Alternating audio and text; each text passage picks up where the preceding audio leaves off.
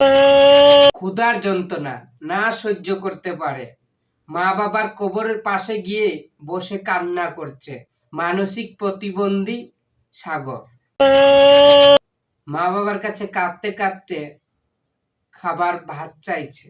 সাগরের বাবা ছিল কাঁচা মালের ব্যবসায়ী। তার বাবা নাকি 10 বছর আগে মারা যায়, সাথে সাথে 1 মাস পরেই তার মা মারা যায়। তো দেখলেনই তো, তার মাও কিন্তু মারা গেছে। আর তিনি কিন্তু প্রতিবন্ধী, ঠিক মতন কথা বলতে পারে না, ঠিক মতন বুঝে না কিচ্ছু। কেউ দিলে খায় বা না দিলে খায় না।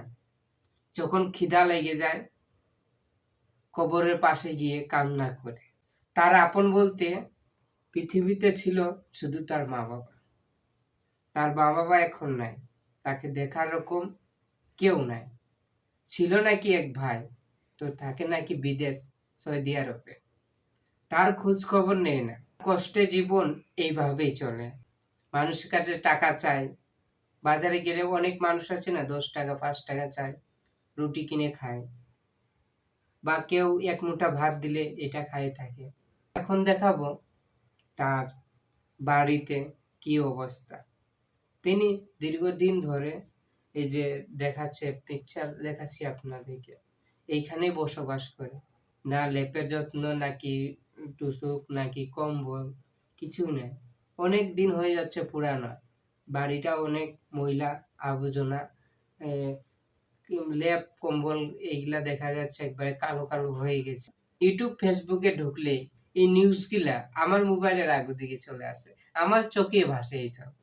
তারপরেই আমি বলছি না, তাকে নিয়ে একটা ভিডিও বানাই। অনেক অসহায় এতিম, অনেক মানুষই তাদের ভিডিওগুলা দেখলাম, ভিডিওগুলা অনেক তুলে ধরেছে, অনেক মানুষই দেখলাম ভিডিওগুলা তুলে ধরেছে। আর তাকে ও কিছু তাকে কিছু চাল ডাল এইসবের মনে হয় ব্যবস্থা বা ভাতার কিছু ব্যবস্থা করে দিয়েছে।